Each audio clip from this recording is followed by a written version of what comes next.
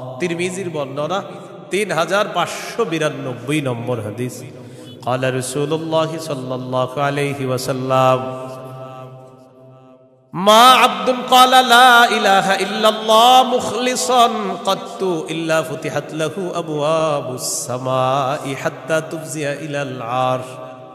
নবীজি বলেন, কোন বান্দা যদি একবার ইখলাসের সাথে লা ইলাহা ইল্লাল্লাহ পাঠ করে, আল্লাহর আসমানের সবগুলা দরজা খুলে দেওয়া হয়, তার লা ইলাহা ইল্লাল্লাহ যেন আরশ পর্যন্ত পৌঁছে যায়। তাওহীদের কয় শর্ত বুঝলেন? কয় শর্ত? 1 নম্বর, আল্লাহ ছাড়া ইলাহ নাই, এই বিশ্বাস নিয়ে মরতে হবে। 2 নম্বর, আল্লাহ ছাড়া কোনো ইলাহ নাই, এই কথায় সামান্য সন্দেহ করা যাবে না।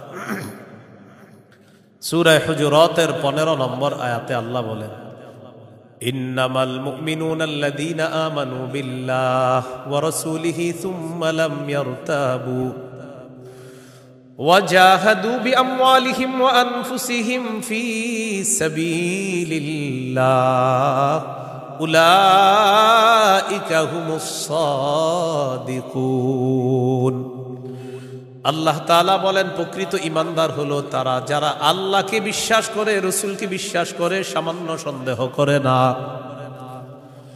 ওয়া জাহাদু বিআমওয়ালিহিম ওয়া আনফুসিহিম ফী সাবিলিল্লাহ, যারা নিজেদের জান মাল নিয়ে আল্লাহর রাস্তায় লড়াই করে।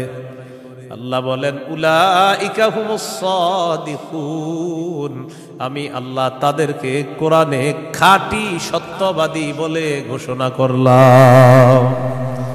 এরা খাঁটি সত্যবাদী, আল্লাহকে বিশ্বাস করে, রাসূলকে বিশ্বাস করে, একটু সন্দেহ করে না।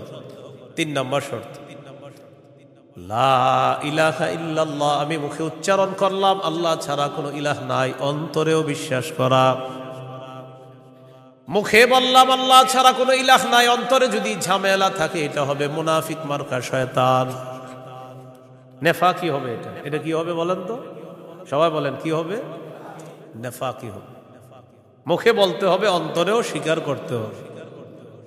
সূরাতুল ফাতহির 11 নম্বর আয়াতে আল্লাহ বলেন, ইয়াকুলুনা বিআলসিনাতিহিম মা লাইসা ফি কুলুবিহিম, তারা তাদের মুখ দিয়ে এমন কথা বলে যা তাদের অন্তরের কথা না। তাহলে বলেন তো, তাওহীদের 3 নম্বর শর্ত, মুখে বললাম একটা আর অন্তরে আরেকটা, শর্ত পূরণ হবে? মুখে যা বলবো অন্তরেও তা যদি হয়, এটা 3 নম্বর শর্ত পূরণ হবে। অন্তরে যদি ঈমান সরিষার দানা পরিমাণও হয়, একদিন জান্নাতে যাবে।